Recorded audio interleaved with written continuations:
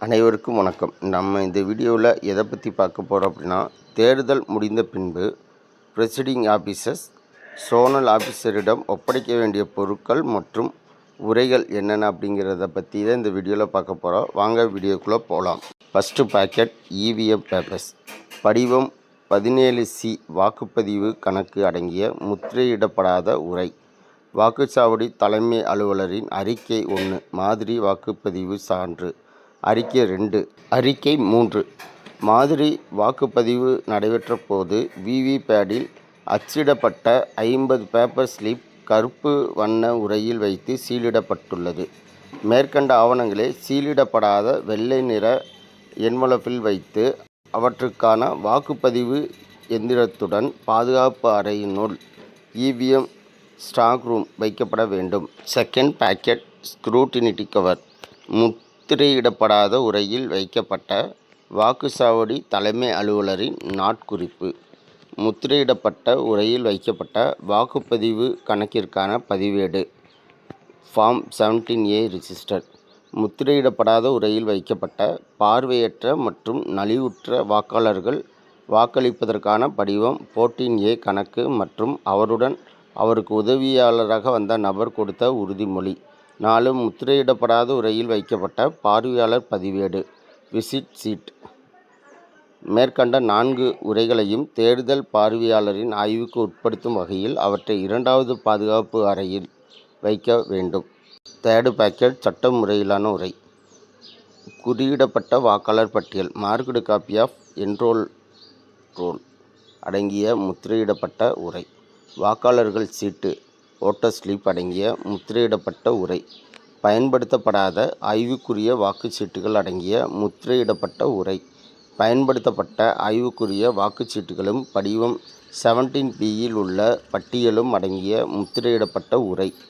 ஆட்சேபிக்கப்பட்ட எதிர்க்கப்பட்ட வாக்குகள் challenged oats அடங்கிய படிவம் 14A அடங்கிய முத்திரையிடப்பட்ட உரை. இவை அனைத்தும் உள்ளடங்கிய வெள்ளை நிறத்திலான முத்திரையிடப்பட்ட உரை.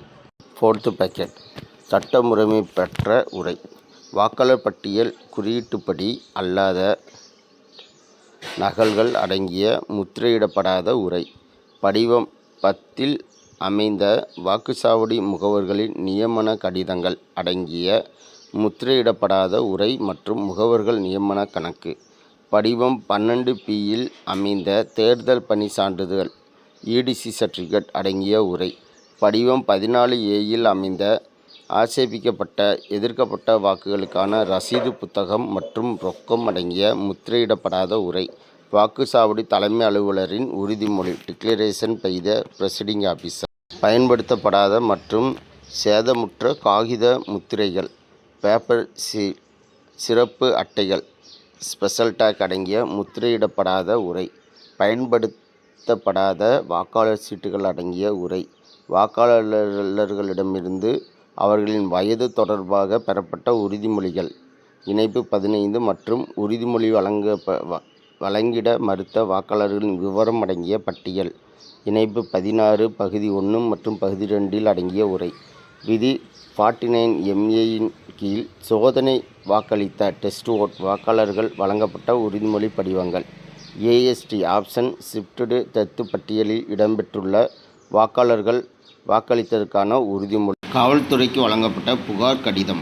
மேற்கண்ட 11 ஆவணங்களையும் மஞ்சள் நிற கவரில் வைத்து கொடுக்கப்பட வேண்டும். ஃபிஃப்த்து பாக்கெட் வாக்குச்சாவடி தலைமை அலுவலருக்கான கையேடு. வாக்குப்பதிவு மின்னணு எந்திரத்தின் நடைமுறை நூல்.